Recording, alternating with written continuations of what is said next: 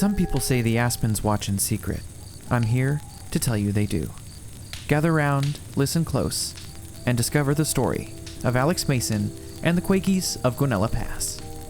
You're listening to Story Stroll, stories on the go, wherever you stroll. Make sure you like, subscribe, and follow us on all your favorite social media platforms to never miss a story. Now let's dive in. It was the fall of 2019, and the Bakers have decided to take their grandchildren and golden retriever Rusty to enjoy a summer afternoon in the wilderness of Guanella Pass, Colorado. They drove up from Denver, a little over 30 minutes to the east, looking forward to a picnic among the vibrant autumn colors ambushing the mountain valleys. The aspens were particularly striking this year, their leaves a brilliant mix of gold and orange, with hints of red, shimmering in the light as they made their way up the winding road.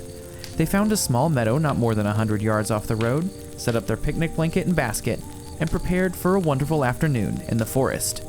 Or so it would have been, had they not vanished into thin air. The police searched the mountains and nearby lake for over a week, but found no trace of the family. No clues, no signs of struggle, nothing but an eerie silence blanketing the valley. The hunt was called off, and the family was, in the eyes of the sheriff's office, lost to the wilderness. That's when Alex Mason arrived. Haunted by the mysterious disappearance of his son in the Bighorn Mountains of Wyoming, Alex had made it his life's mission to find those who had gone missing under similar circumstances, or at the very least, tell their stories, in a book he was actively writing.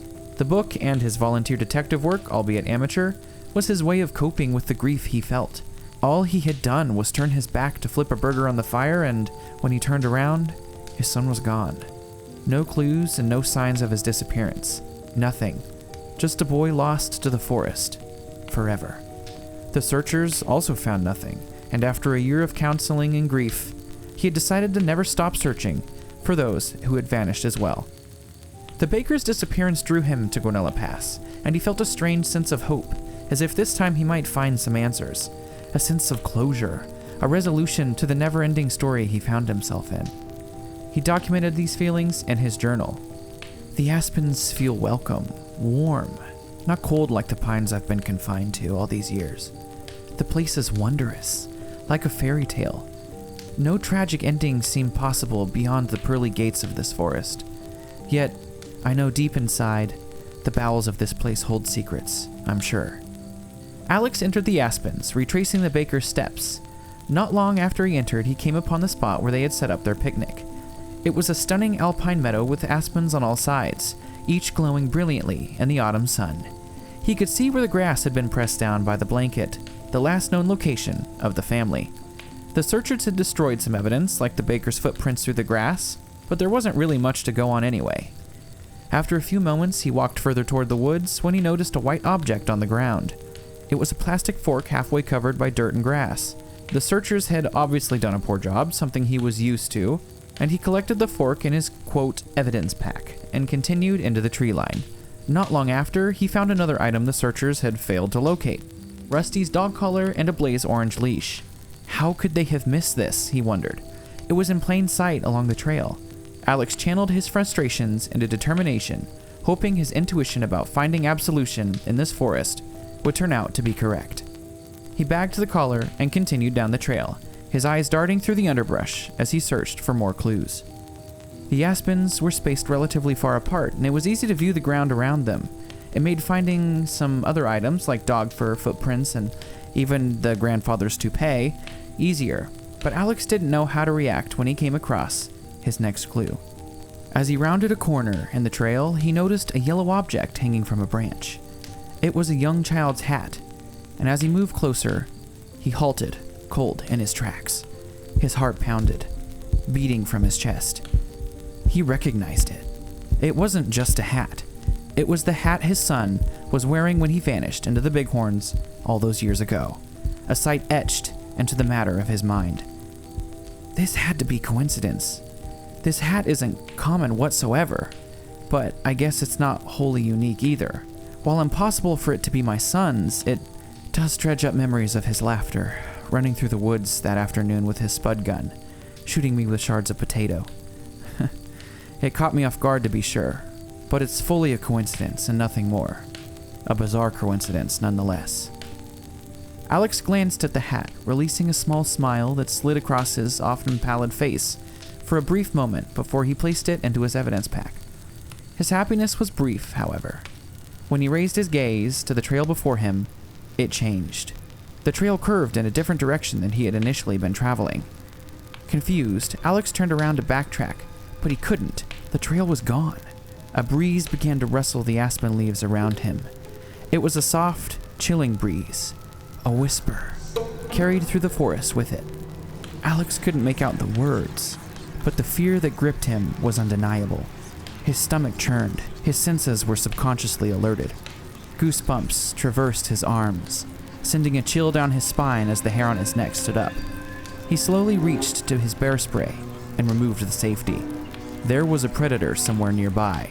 A bear, a mountain lion, maybe a wolf. He didn't know what it was. He moved down the unfamiliar trail slowly, scanning the woods for it, looking within them. He saw a ray of golden light illuminating the edge of a small cliff overlooking the valley. He quickly walked over to the edge and looked out. His car, the very spot he had just left not more than 2 minutes ago, seemed to be triple the distance it should have been. Knowing his options were limited, he decided to backtrack his boot prints as far as he could and return to his vehicle. Just as he walked into the tree line, he heard the whisper, the sounds of the aspen leaves rustling in the wind, echoing all around him. Desperate to find the trail again and not get lost in the process, he begins to mark the trees with knife cuts. After walking for a few minutes, the forest seemed to change more, forcing him to turn around and go back to the meadow. When he turned, however, the meadow was gone, and the markings on the aspens had vanished. His throat ran dry as he started growing frantic about his position. That's when he heard the whisper speak loudly. This time, he spun around, ready to confront whoever, or whatever it was, tormenting him. But there was nothing. That is, until something shot into his back. After looking up, he spotted a children's potato gun, resting on a stump in front of him, illuminated by a brilliant column of light careening through the aspen's canopy. It was the same potato gun his son had, the day he went missing. The same exact potato gun. This was no coincidence, and it was no joke. Either someone had a sick and twisted sense of humor, or it was his son's. He walked over to it, tears forming in his haunted dark eyes. That's when a loud cry echoed through the woods from a clearing just behind the stump. He looked up with a sense of joy and horror. There stood a young boy, crying, his arms outstretched toward Alex, calling to be rescued. Alex, without hesitation, bolted towards his son. He cleared the 30 feet between his son and the potato gun in a split second, driven by the love of a father and son. But as Alex approached his missing son, the brim of his hat covered his eyes from the light beaming through the trees, and his son vanished into thin air, just as he had 5 years ago. Terrified, sad, and confused at first, Alex begins to fade back into reality. His son couldn't be alive, let alone in the woods of Colorado looking identical to the day he vanished. It just doesn't make sense. Looking around the grove, he found a large boulder in the middle of the meadow. He climbed it to get service on his phone. No service still. But he did, however, get a second view of the landscape and his car. A view of the 4 miles or so of wilderness now between him and where he started. The forest is changing. Every step I take, thinking I'm ahead of it, I'm really already 2 steps behind. It's as if the trees know what I'm thinking, what I'm searching for. That's when another breeze shakes the aspen leaves. When he hears his son's voice crying for his loving arms once again, Alex slowly looks up from the pages of his journal and sees his son wearing the same hat, potato gun in hand, looking at him. Alex began to cry, feeling his sanity had finally left him for the forest, succumbing to the same fate as his son's, a fate he could not do anything to change. Knowing he was likely losing his mind, he covered his face with his hands. As he did, and as his fingers blocked the light reflecting the aspen's leaves, his son vanished. He slowly moved his hands away from his eyes. His son reappeared. He covers his eyes, but not completely, and his son starts to vanish. He realizes it's not in his mind. He looked at the aspens surrounding him. They seemed to encroach ever closer, enveloping and consuming him. The leaves at the edge of the meadow shimmered in the breeze, the light dancing in the wind. Alex formulated a theory at that very moment. It's the trees, the aspens. Each tree in a grove a clone of the original. I have a suspicion that the trees are bending light with their leaves to alter the scenes around us. But I need to inspect them closer. See it in my hands. Alex walked to the edge of the meadow, where a collection of red-leafed aspens were clumped. Baby aspens grew all around them. He reached out to a branch, inspecting the leaves. They had an effervescent glow to them when backlit. Inspecting further, he plucked the red leaf from the branch. A blood-like ooze dripped down his hand and onto the ground. When he looked down, he jumped back. It was covered in bones. Human bones. The whispers in his ears grew louder. He turned to look into the forest where they emanated from. There was a row of 5 perfect aspens, with one just a bit out of place at the end. It seemed as though it was watching him. He squinted at it, looking closer, more intently, and then it moved itself slowly back into alignment with the others. Alex sprinted for the cars, journal in hand, running as fast as he could, but it wasn't fast enough. The searchers never found evidence of Alex's disappearance, except for one item, his journal. Inside were the ramblings of what many people believe to be the words of a wounded man finally succumbing to the grief he harbored within. Others, however, feel his words are a warning, a cautionary tale relaying the true nature of the aspen.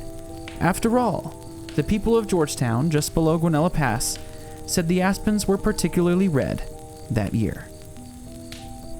You've been listening to Story Stroll, stories on the go, wherever you stroll. All of our stories are produced in the short format, all 15 minutes or less. If you liked today's story, make sure you like, subscribe, and share, and make sure you follow us on all of your other favorite social media platforms to help us grow and continue telling stories. We thank you for listening, and thank you for your support.